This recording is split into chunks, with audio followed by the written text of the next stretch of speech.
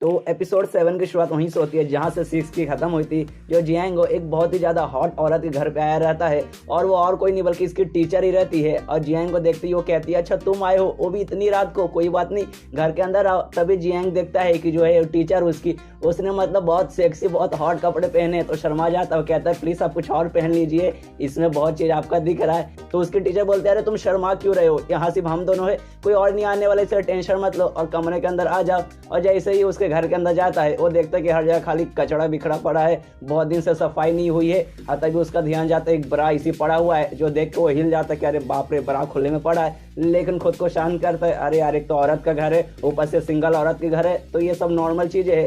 तभी वो फ्रिज में देखने जाता है कि कुछ खाने को मिल जाए, लेकिन फ्रिज में उसको कुछ नहीं दिखता सिवाय दारू वारू हर जगह पड़ा है, बियर वगैरह खाली हर जगह पड़ा है, उसके अलावा और कुछ उसको नहीं दिखता। तो वो भी कहता खुद से अरे यार यहाँ का तो चूहों को भी खाना नहीं खाने को मिलता होगा, मुझे कहाँ से मिलेगा। तो उसकी टीचर उसके बाजू में बैठती है और बियर पीने लगती है। और बियर खत्म होने के बाद जियांग से पूछती है अच्छा मुझे बताओ तुम यहाँ पे क्यों आए हो, कहीं जो तुम्हारी गर्लफ्रेंड है साओली उसके लिए तो नहीं आए हो। तो जियांग कहता नहीं वो मेरी दोस्त नहीं है, हम लोग सिर्फ बचपन के दोस्त हैं, बचपन में साथ में खेलते थे और पढ़ते थे। और हमें उनका एक फ्लैशबैक देखने को मिलता है कि जब वो छोटे थे प्राइमरी स्कूल में जियांग का हमेशा ज्यादा मार्क्स आता था साओली से ज्यादा, जिस बात पे साओली को बिल्कुल भी अच्छा नहीं लगता था और वो हमेशा रोती रहती थी कि जियांग का ज्यादा मार्क्स मुझसे आया। तो जियांग इसी मतलब बोलता है कि देखना अगली बार है ना तुम्हारा मेरे से ज्यादा आएगा। तो साओली भी कहती है सच में आएगा।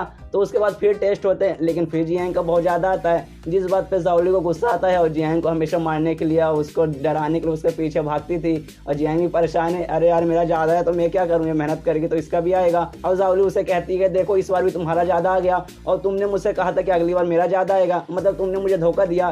तो एक काम करो अगला जब एग्जाम या अगला टेस्ट होगा तुम उसे देना ही मत, फिर मेरा तुमसे ज्यादा ही आएगा। लेकिन जियांग उसकी बात नहीं सुनता और वहां से वो भाग जाता है। और ऐसा करते करते वो लोग मिडिल स्कूल में ही पहुंच जाते हैं, लेकिन हमेशा की तरह इस बार भी जियांग का ही ज्यादा मार्क्स आते हैं, जिस बात पे साओली को अभी भी गुस्सा आता है और जियांग को मारती है और कहती है कि यार तुम बड़े मतलबी इंसान हो, तुमने मुझसे इतने साल पहले कहा था कि मेरा मार्क्स ज्यादा गया लेकिन तुम हमेशा मेरे से ज्यादा लेके आते हो।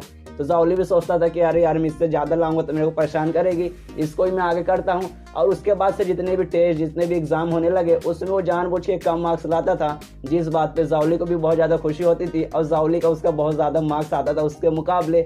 और इसी तरह एक दिन जब क्लास में जियांग बैठ कर पढ़ाई कर रहता है तभी बाहर मतलब जो स्कूल के बाहर साओली माइक पे चिल्ला रही रहती है कि देखो अब मेरा मार्क्स तुमसे ज्यादा आता है, तो मैं जा रही हूँ आगे की पढ़ाई करने अमेरिका, तो मैं चाहती हूँ तुम भी वहाँ पे आओ, तुम्हें टेंशन नहीं कोई जरूरत नहीं है, खर्चा वर्चा सब मैं दूंगी।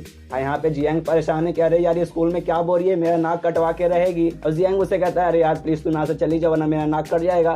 तो साओली कहती है अच्छा ठीक है मैं चल जाऊंगी, लेकिन मुझसे एक बेट लगाओ, मतलब मुझसे एक शर्त लगाओ, अगर अगले टेस्ट में मेरा ज्यादा मार्क्स आया तो तुम्हें मेरा बात सुनना पड़ेगा और मेरे साथ अमेरिका आना पड़ेगा, लेकिन अगर तुम जीते तो तुम्हें जहाँ रहना तुम्हें जहाँ रह के पढ़ाई करना है तुम रहना। और यहाँ पे जियांग का भी मन नहीं था कोई शर्त लगाने का, लेकिन लगाना पड़ता है। फिर टेस्ट होता है और टेस्ट का रिजल्ट भी आता है जिसमें जियांग का ज्यादा मार्क्स आता है, उसको अमेरिका कहीं जाना नहीं था, जिस बात पे साओली को बहुत ज्यादा बुरा लगता है और वो रोने भी लगती है। और जियांग से कहती है तुम पक्का मुझसे नफरत करते होगे और तुम मेरे साथ अमेरिका नहीं आना चाहते होगे, इसलिए तुमने इस वक्त प्रैक्टिस किया, मुझसे ज्यादा मार्क्स आया, तुम बहुत बुरे इंसान हो और एक दिन देखना तुम इस बात के लिए पछताओगे भी।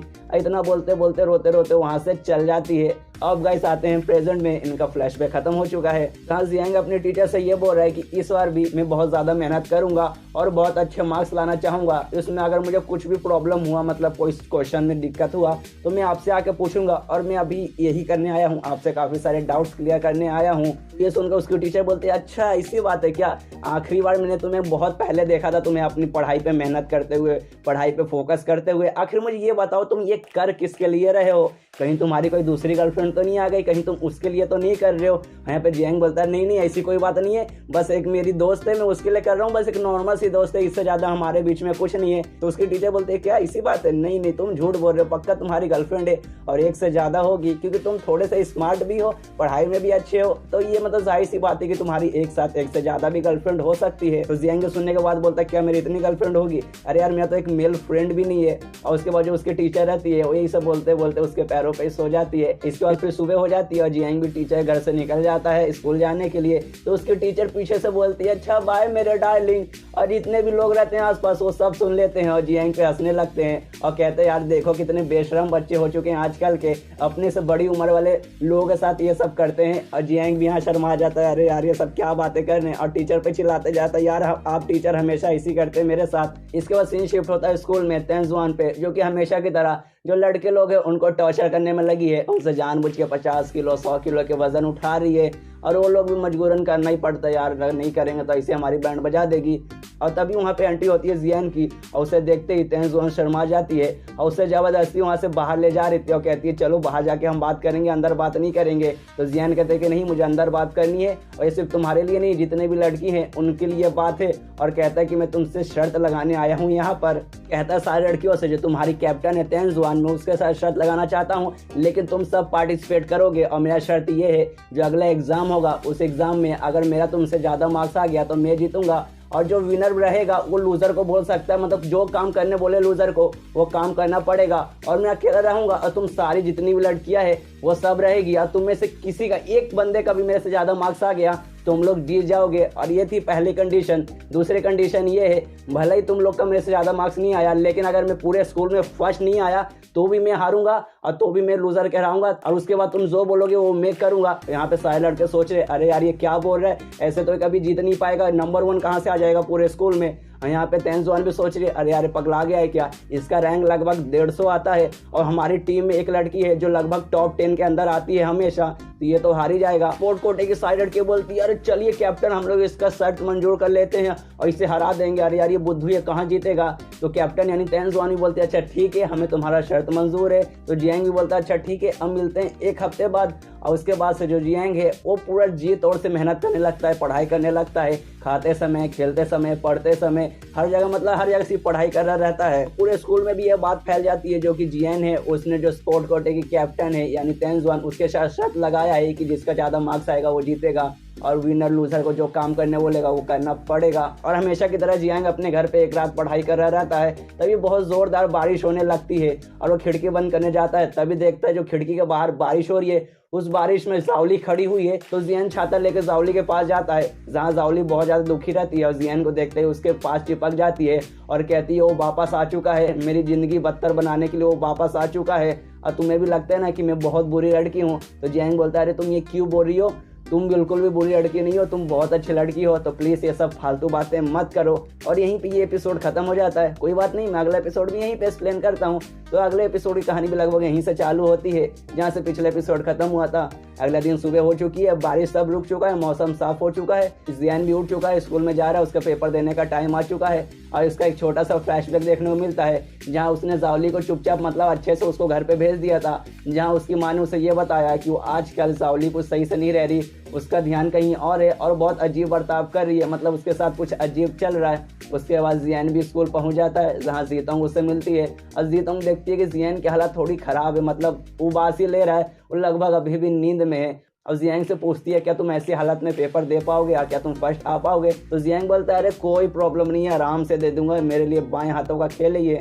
वहाँ पे स्पोर्ट कोटे की जितनी भी सारी लड़कियाँ थी, कैप्टन थी, सब आ जाती है और सारी लड़कियाँ जो जियांग का मजाक उड़ाने लगती है कि अबे देख अपनी हालत देख, ऐसा लग रहा है कि अभी अभी तो सो के उठा हुआ है, ऐसे में क्या तू पेपर दे पाएगा, और अब ऐसा मत बोलना अभी कि मैं पेपर नहीं दूंगा, प्लीज शर्त कैंसिल कर दो, हम लोग शर्त नहीं कैंसिल करेंगे, अब तू हारेगा और हम लोग जो बोलेंगे वो तुझे करना पड़ेगा। और कैप्टन से भी बोलता है सही बोले ना कैप्टन, लेकिन कैप्टन तेंजुआन के दिल में कुछ और चल रहा है क्योंकि उसके दिल में जियान के लिए फीलिंग आ चुकी है और जियान को पसंद करती है और उसको अभी भी मतलब अजीब लग रहा है कि आखिर इसने ये शर्त क्यों रखी, ये बेचारा जीत नहीं पाएगा, ये खुद के पैरों पे कुल्हाड़ी मार रहा है। उसके बाद फिर एग्जाम का टाइम आ जाता है, सब लोग बच्चे पेपर दे रहे और उसकी टीचर भी वहाँ रहती है, वो भी जियांग की तरफ देख कर सोचती है सच में लड़का काफ़ी कमाल का है।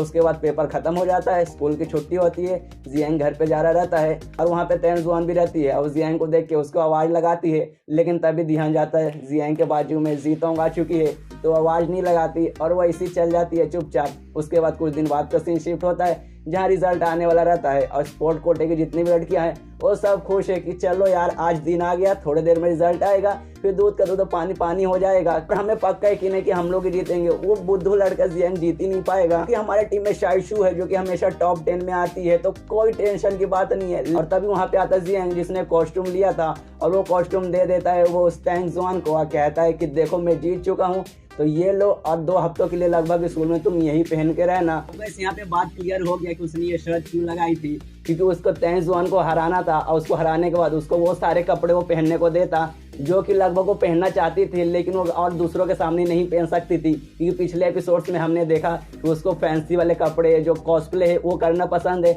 लेकिन स्कूल के बच्चों के सामने वो नहीं कर सकती, वरना लोग ये सोचेंगे कि कैसी लड़की है, हमें लड़कों के खिलाफ लड़ना सिखाया, खुद ये सब कपड़े पहन कर लड़कों को मजे देती है, जिस कारण वो नहीं पहनती थी और इसको सब छुपाना पड़ता है। लेकिन अब वो शर्त हार चुकी है, जिस कारण उसको पहनना पड़ेगा और कोई कुछ बोल भी नहीं सकता। लेकिन सारी लड़कियां जियांग पे चिल्लाने लगती, क्या तू जीत गया, तू जीत ही नहीं सकता साले, रुक अभी हम रिजल्ट देखते हैं। और रिजल्ट देखती है मोबाइल पे और कहती है अच्छा देख मैं 5th नंबर पे आई हूँ, तू तो जीत ही नहीं सकता मुझसे। तो जियांग बोलता है 5th, अरे जरा नंबर 1 पे तो देखो। तो नंबर 1 पे देखती है जियांग का नाम है, सबकी फट के चाल, अरे जियांग कैसे जीत गया यार, नंबर 1 कैसे आ गया। तो इसके बाद जियांग कहता है अच्छा तुम लोग देख लिए कि अब मैं जीत चुका हूँ, यानी अब मेरा कहाँ मानना पड़ेगा, यानी कैप्टन को यानी तैंग जुआन को ये कपड़े पहनना पड़ेगा। और वहाँ से जाने लगता है और जाते जाते वो कहता है कि मुझसे किसी ने कहा था कि थोड़ा सा आदमियों को ठर के रहना मतलब जरूरी रहता है, और इसमें कोई प्रॉब्लम भी नहीं है और ऐसे कपड़े पहनने में भी कोई प्रॉब्लम नहीं है। और वहाँ से चला जाता है और स्पोर्ट कोटे वाली जितनी भी लड़कियां थी और टीचर के पास आती ये कहने कि जरूर आपसे मतलब कुछ गड़बड़ हुआ होगा, जियांग फर्स्ट आ ही नहीं सकता, वो बहुत नीचे रहेगा। तो टीचर ही बोलता है अरे नहीं यार वो फर्स्ट ही आया है। तो लड़कियां कहती है जरूर उसने चीटिंग किया होगा तभी वो फर्स्ट आया होगा। और ये सुनकर जो जियांग के टीचर रहती है, जो हॉट सी औरत थी उसकी टीचर, वो बोलती है वो चीटिंग कर ही नहीं सकता, वो चीटिंग करने वाला आदमी है ही नहीं, इसलिए तुम लोग उसके बारे में ऐसी बातें करना बंद करो और चुपचाप यहाँ से निकलो, और सबको भगा देती है। और वहाँ दूसरे टीचर को भी विश्वास नहीं हो रहा आखिर ये फर्स्ट कैसे आया, लेकिन यहाँ पे इस टीचर को पता है, मतलब हॉट वाली टीचर को पता है कैसे आया, क्यों आया। और स्कूल के भी सारे बच्चे हैरान है कि जियांग आखिर वो कैसे फर्स्ट आ गया, यार कभी नहीं आता था, दम नीचे रहता था। और तभी हल्ला होने लगता है, जो स्पोर्ट्स क्लब की जो कैप्टन है तैंग जुआन, वो बहुत अच्छा सा कपड़ा पहन के पैम्पलेट्स बांट रही है अपने क्लब को ज्वाइन करने के लिए, और सच में वो बहुत ज़्यादा अच्छी लग रही रहती है और हर जगह पैम्पलेट्स बांट रही है बहुत अदाएं के साथ, जिस बात पे स्कूल के सारे बच्चे उसके दीवाने होने लगते हैं। और वहाँ पे जियांग भी पहुँचता है, उसके पास जाता है और कहता है यार तुम तो बहुत ज़्यादा खुश होगी, लेकिन वो देखता है कि तैंग जुआन ने वो वाला कपड़ा नहीं पहना जो उसने दिया था, बल्कि उसने दूसरा पहना है। तो उससे पूछता है जो मैंने दिया था वो तुमने क्यों नहीं पहना। तो तैंग जुआन कहती है अच्छा उसके लिए तो मैं तुझे बताऊंगी तूने क्या दिया था, मैं अभी बताती हूँ। बोलता खैर ये सब बातें छोड़ो, तुम अभी अपने काम पे ध्यान दो। और स्कूल में वो चिल्ला के अनाउंस करता है कि अब से तैंग जुआन लगभग 2 हफ्तों के लिए यही कपड़ा पहनेगी। और इस बात पे तैंग जुआन भी काफी ज्यादा खुश है, और वो भी बहुत ज्यादा मतलब गाइस बहुत ज्यादा खुश है कि अब वो खुले ये सब कपड़े पहन सकती है। अब उसको पुराना वाला इसको बर्ताव करने की जरूरत नहीं है, जो उसको पसंद है अब वो पहन सकती है। उसके बाद सीन शिफ्ट होता है जियांग पे, जो कि छत पे बैठा है और परी से बात कर रहे हैं कि चलो इस बार मैंने ये कर लिया। तो परी बोलते ज्यादा खुश होने की जरूरत नहीं है, ऐसी टेक्निक हमेशा काम नहीं आएगी। तो जियांग बोलते क्या यार हमेशा काम नहीं आएगी, मैं लेकिन बार बार ये कर भी नहीं सकता, इसमें मेरी सच में फटके 4 हो चुकी थी। और तभी वहाँ पे जीतोंग आती है और कहती है अरे तुम अकेले में किससे बात कर रहे हो, छत पे क्या कर रहे हो। तो जियांग बोलता है कुछ नहीं, मुझे गर्मी लग रही थी इसलिए मैं ऊपर हवा खाने आ गया था। और तभी वहाँ पे तैंग जुआन आती है और उसके मुंह पे वो वाला कपड़ा फेंक के मारती है जो कपड़ा उसने इसे पहनने को दिया था, और कहती है तुम सच में थोड़े नहीं बहुत ज्यादा ठरकी आदमी हो, तुमने मुझे शर्मिंदा करने के लिए कपड़ा जानबूझ के दिया था ना, ये कपड़ा किसी 10 साल छोटी बच्ची के लिए मुझे कहाँ से फिट आएगा। और वो घूर के देखने लगती है जियांग को जैसे उसे कच्चा खा जाएगी। और जियांग जीतोंग पे गुस्सा करने लगता है क्योंकि वो कपड़ा इसने नहीं चुनना था, वो कपड़ा उसने जीतोंग को चूज करने के लिए दिया था। और यहाँ पे जीतोंग भी मतलब घबरा गई, अरे यार मुझसे छोटा कपड़ा आ गया क्या। और वो बहाना बना के वहाँ से भाग जाते कि मेरे पापा का फोन आ रहा है कि मुझे खाने के लिए बुला रहे इसलिए मैं जा रही हूँ। और यहाँ पे जियांग की फटके 4 नहीं बल्कि फटके 64 हो चुकी है कि अब तैंग जुआन मुझे छोड़ेगी नहीं, इसलिए एकदम क्यूट सा मुंह बना के माफी मांगने की कोशिश करता है, यार प्लीज माफ कर दो गलती हो गई। और इस बात पे तैंग जुआन का भी गुस्सा शांत हो जाता है और वो हंसने लगती है और कहती है तुम थोड़े नहीं थोड़े ज्यादा ठरकी आदमी हो, लेकिन इतना भी होना ठीक है और मैं बहुत ज्यादा खुश हूँ और मैं तुम्हारा शुक्रिया करती हूँ। उसके बाद वो चली जाती है। फिर सीन शिफ्ट होता है अगले दिन जहाँ जियांग स्कूल में आता है। तभी जो परी रहती है प्यार की देवी उससे पूछती है जो चौथी लड़की है जाओली, वो बारिश वाली रात किसी लड़के के बारे में बात कर रही थी कि वो आ गया, आखिर वो किसके बारे में बात कर रही है। तो यहाँ पे जियांग बताता है अपने बॉयफ्रेंड के बारे में बात कर रही थी। तो परी हैरान हो जाती है क्या अपने बॉयफ्रेंड के बारे में, मुझे लगा तुम उसके बॉयफ्रेंड हो। तो जियांग कहता है नहीं हम लोग बॉयफ्रेंड बिल्कुल नहीं है, और वो भी उसका बॉयफ्रेंड नहीं उसका एक्स बॉयफ्रेंड बोल सकते हो क्योंकि अब वो लोग रिलेशन में नहीं है। और उसके कारण ही उसकी ज़िंदगी खराब हुई थी और आज उसका जो हालत है वो भी सब उसके कारण ही है। तभी पीछे से दो बच्चे आते हैं पापा पापा चिल्लाते हुए और जियांग पे कूद जाते हैं पापा पापा चिल्लाते हुए। और वो और किसी के नहीं बल्कि जो तीसरी लड़की रहती है जो ये बोल रही थी कि तुम मेरे पति और हमारे 2 बच्चे हैं, वो उसके बच्चे थे। और यहीं पे ये एपिसोड खत्म हो जाता है। तो मिलते हैं अगले किसी वीडियो में, जब तक के लिए बाय बाय।